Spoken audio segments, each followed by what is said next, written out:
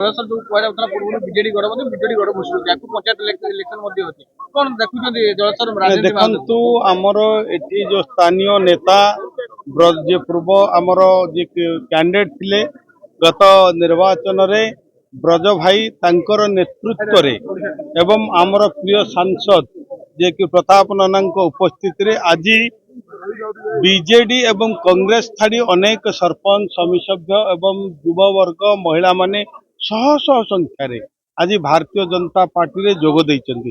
ପ୍ରଧାନମନ୍ତ୍ରୀଙ୍କର ନୀତି ଆଦର୍ଶ ଏବଂ ଆମର ପ୍ରିୟ ମୁଖ୍ୟମନ୍ତ୍ରୀଙ୍କର କାର୍ଯ୍ୟଦକ୍ଷତାରେ ଅନୁପ୍ରାଣିତ ହୋଇକରି ସେ ଆସି ଆମ ଦଳରେ ଆଜି ଭାରତୀୟ ଜନତା ପାର୍ଟିରେ ମିଶିଛନ୍ତି। ମୁଁ ତାଙ୍କୁ ସ୍ୱାଗତ କରୁଛି, ଅଭିନନ୍ଦନ କରୁଛି। ସେମାନଙ୍କର ମିଶ୍ରଣ ଫଳରେ ଆହୁରି ଏଠି ଯୋଉ ଆମର ଜଳେଶ୍ୱରରେ ଭାରତୀୟ ଜନତା ପାର୍ଟି ସୁଦୃଢ଼ ହୋଇଛି। ଯଦି ଦେଖିବା ଗତ ଯୋଉ ନିର୍ବାଚନ 2000 ସାଧାରଣ ନିର୍ବାଚନରେ ବ୍ରଜ ଭାଇ କୋଉଠି ନା କୋଉଠି ସେ ହାରି ନାହାନ୍ତି ମୁଁ ଭାବୁଛି।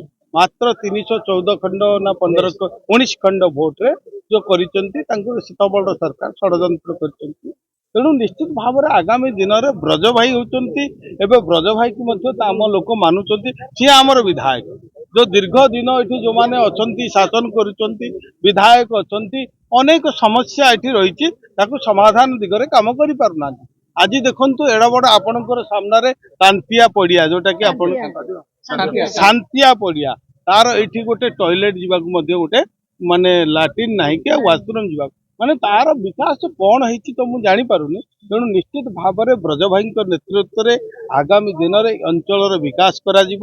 ଏବେ ମଧ୍ୟ ଆମେ କହିଛୁ ବ୍ରଜ ଭାଇଙ୍କୁ ଆପଣମାନେ ଲୋକମାନଙ୍କର ଯୋଉ ବିଭିନ୍ନ ସମସ୍ୟା ରହିଛି ତାକୁ ଆପଣମାନେ ଆମ ଆଗକୁ ଆଣନ୍ତୁ, ଦେଖାନ୍ତୁ, ଆମେ ସେ ସମସ୍ୟାର ସମାଧାନ କରିବା।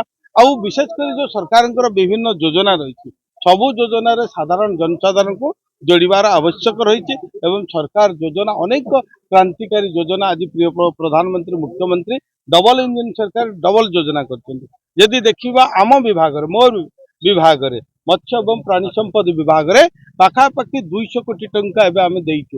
ଏଠି ବସ୍ତାର ଫିସ୍ ମାର୍କେଟ କଥା କୁହନ୍ତୁ, ଆପଣଙ୍କର ଏଠି MSME ର ଟାୱାର କଥା କୁହନ୍ତୁ ଏବଂ ଅନେକ ଜେଟି ହାର୍ବର ବିକାଶ କରିବା ପାଇଁ ଫିସିଂ ହାର୍ବର କରିବା ପାଇଁ ତେଣୁ ଏବଂ ମୁଖ୍ୟମନ୍ତ୍ରୀ ମତ୍ସ୍ୟଜୀବୀ କଲ୍ୟାଣ ଯୋଜନା କୁହନ୍ତୁ ଏବଂ ପ୍ରଧାନମନ୍ତ୍ରୀ ମତ୍ସ୍ୟ ସମ୍ପଦ ଯୋଜନା କୁହନ୍ତୁ। ଯେହେତୁ ବାଲେଶ୍ୱର ହେଉଛି ଏକ ଧାନ ପାନ ମିନର ସହର ଆଗରୁ କଥା ଅଛି, ତେଣୁ ଆଜି ମାଛ ଉତ୍ପାଦନରେ ବାଲେଶ୍ୱର ଜିଲ୍ଲା ଓଡ଼ିଶାରେ 1 ନମ୍ବର ଜିଲ୍ଲା ଅଛି।